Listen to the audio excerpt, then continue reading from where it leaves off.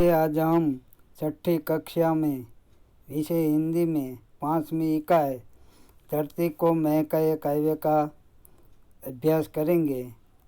तो सबसे पहले हम इस काव्य को सुनेंगे, उसके बाद हम उसकी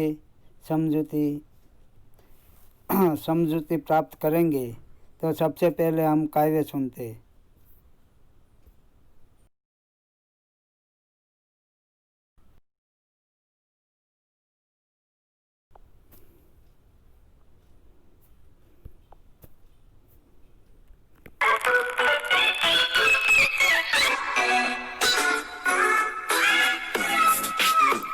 दोस्तों, आपने कविता सुनी, मजा आया होगा। चलो अब आप भी मेरे साथ साथ कविता का गान कीजिए।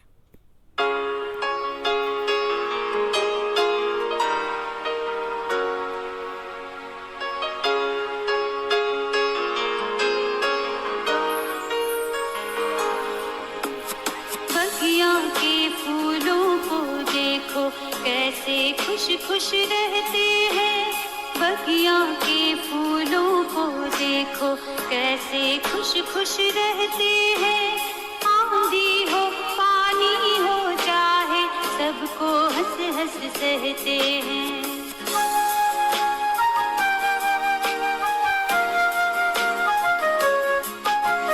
सूरज की किरणों को देखो रोज धरा पर आती है।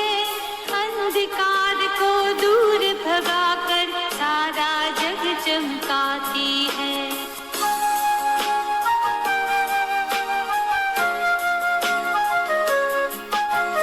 दीपक को देखो कैसे यह हरदम जलता रहता है। अपना अंतर जला जला कर रोशन जग को करता है।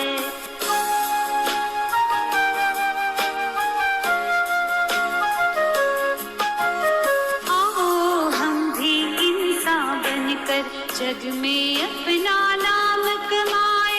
अच्छे सच्चे काम करें और सारी धरती को महकाए।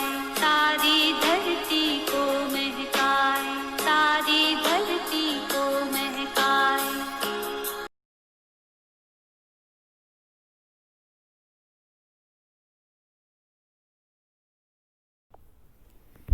मज़ा आया ना बच्चे? आपने कविता सुनी। तो इस काव्य में 3 तत्व का यहाँ वर्णन किया है। फूल, सूरज और दीपक की बात ये काव्य में की गई है। फूल हमेशा मुस्कुराता रहता है। सूरज रोज अपना प्रकाश फैलाकर हमें रोशनी देता है और दीपक खुद जलकर जगत को रोशनी देता है। हमें भी किसी भी परिस्थिति में प्रशंसा से अपना काम करना चाहिए और अपनी धरती को ज़्यादा से ज़्यादा सुंदर बनाने की कोशिश करनी चाहिए। ये काव्य का मूल उद्देश्य यहाँ पर है। पहली पंक्ति है, बगियों के फूलों को देखो कैसे खुश खुश रहते हैं। आंधी हो या पानी हो सबको हंस हंस सहते हैं। सूरज की किरणों को देखो रोज धरा पर आती है। अंधकार को दूर भगाकर सारा जग चमकाती है। यहाँ बगिया के फूलों का दृष्टांत दिया है। उदाहरण के जो फूल होते हैं वह कैसे खुश दिखाई देते हैं। जब हम बाग में या किसी फूल को देखते हैं तो वह पूरी तरह खिला हुआ है और पवन के झूलों से वह लहराता हुआ हमें खुश दिखाई देता है। तो आंधी यानी कि पवन, जोरों से जो पवन आता है उसे आंधी कहते हैं। और पानी, जो बारिश का समय होता है तो उस पर पानी से भीग जाता है, तो वह बारिश के दिनों में पानी की झार भी सहन करता है। और आंधी जब आती है तो पवन भी सहन करता है। फिर भी वह मानो कि हमारे सामने पूरी तरह खिला हुआ हमें हंसते दिखाई देता है। और दूसरा उदाहरण है सूरज का। सूरज की किरणों को देखो, रोज धरा पर आती है, अंधकार को दूर भगाकर सारा जग चमकाती है। सूरज की किरण सुबह जब पहली सूरज से पहली किरण निकलती है तो सारी धरती पर जो अंधियारा छाया हुआ हो उसे दूर करता है और अंधियारा चला जाता है और रोशनी हमें दिखाई देती है। तो जग पर जो सारा अंधकार है वह भगा देने का काम वह करता है और सारे जगत को वह चमकाता है। दीपक को देखो कैसे यह हरदम जलता रहता है, अपना अंतर जला जला कर रोशन जग को करता है। दीपक की बात की है कि दीपक खुद जलता है और दूसरों को रोशनी देता है, और दीपक हर हमेशा जलता रहता है, खुद को जलाता है। वो एक कहावत भी आपने सुनी होगी, जो दिया और धूप चली की, जो वह खुद जल जाता है लेकिन दूसरों को रोशनी देता है, यानी कि मुसीबत में वह खुद दुख सहन करते हैं लेकिन दूसरों को तो वह सुख ही देता है। अपना अंतर जला जला कर रोशन जग को करता है। जो अंतर यानी कि अपने खुद को अंदर जला देता है और जग को रोशनी देता है। आओ हम भी इंसान बनकर जग में अपना नाम कमाए, अच्छे सच्चे काम करे और सारी धरती को महकाए। यहाँ हमें कहता है कवि कि आओ हम भी इंसान बनकर, हम मनुष्य तो है लेकिन इंसान नहीं है। इंसान इसे कहते हैं जो दूसरों को भला करे। तो आओ हम इंसान बनकर सच्चे मन से जग में अपना नाम कमाए। जो ये दुनिया है उसमें अपना अच्छे काम करके अपना नाम बनाए, जैसे कि गांधी जी, सरदार वल्लभ भाई पटेल, भीमराव साहब आम्बेडकर, शहीद भगत सिंह, ऐसे व्यक्ति ने अच्छे काम किए, इसलिए आज भी हम उसे याद करते हैं। अभी कुछ दिनों के बाद 15 अगस्त आ रही है, तो हम सभी क्रांतिकारी या देश के नेताओं के, हम जो देश के लिए शहीद हुए यानी कि देश की सेवा की है, उसे हम याद करते हैं। तो हमें भी ऐसा जग में ऐसा अच्छे काम करके अपना नाम बनाना है। अच्छे सच्चे काम करें, अच्छे और उसके साथ साथ सच्चे, क्योंकि अच्छा काम वही होता है जो सच्चा होता है। तो सच्चा काम भी करने की यहाँ हमें बात की है। और सारी धरती को महकाए, यानी कि संसार में जो धरती है उसके महकाने की बात की है, यानी कि सभी विश्व में रहने वाले सभी के साथ हम अच्छा व्यवहार करें और हम सबके साथ मित्रता से रहे, तो सारा जग एक अच्छी तरह अपना जीवन व्यतीत कर सकेंगे।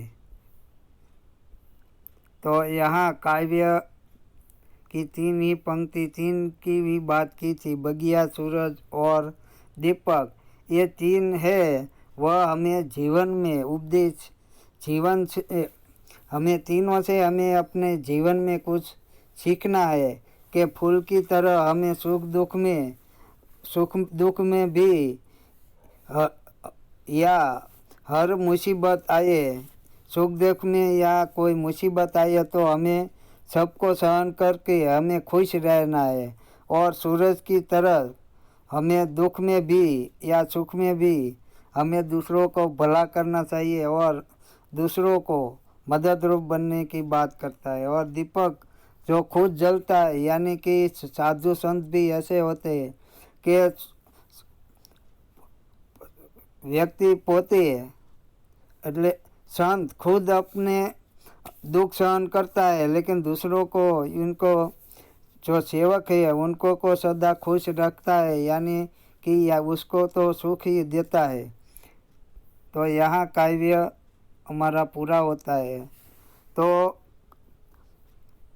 आपको होमवर्क में दूसरा प्रश्न नंबर 3 है अभ्यास का, प्रश्नों के उत्तर लिखना है और चौथा प्रश्न है जोड़ मिलाने का, यह लिखना है।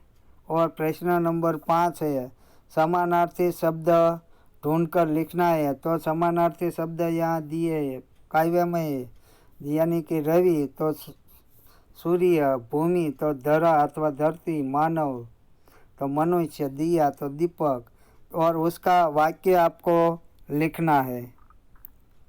और ब है चित्र के आधार पर 5-6 वाक्य आपको लिखना है।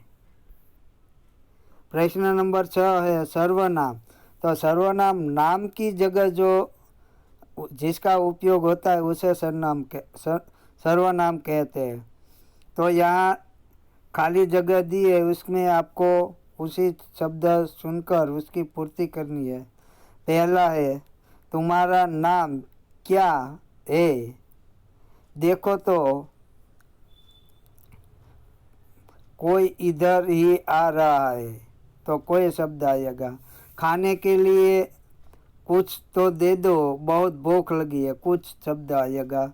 मैंने अपना काम पूरा कर लिया, तो यहाँ आप, कोई, अपना, कुछ, ये सर्वनाम शब्द दिए हैं जो नाम की जगह यहाँ रखा गया है। और स्वाध्याय का प्रथम प्रश्न है, उसका भी उत्तर आपको लिखना है। और प्रश्न नंबर 4 है वचन परिवर्तन कीजिए। तो लड़का तो लड़के है, जो हमने भाषा सज्जता के लेक्चर में ये सभी वचन परिवर्तन का नियम पढ़ा था। तो यह नियम के आधार पर आपको वचन परिवर्तन करना है। ये उदाहरण दिया है, लड़का तो लड़के, तो यहाँ पंखा है तो पंखे। तो इस प्रकार वचन परिवर्तन करके उसका वाक्य प्रयोग आपको करना है। तो आज हम यहाँ अपना लेक्चर समाप्त करते हैं।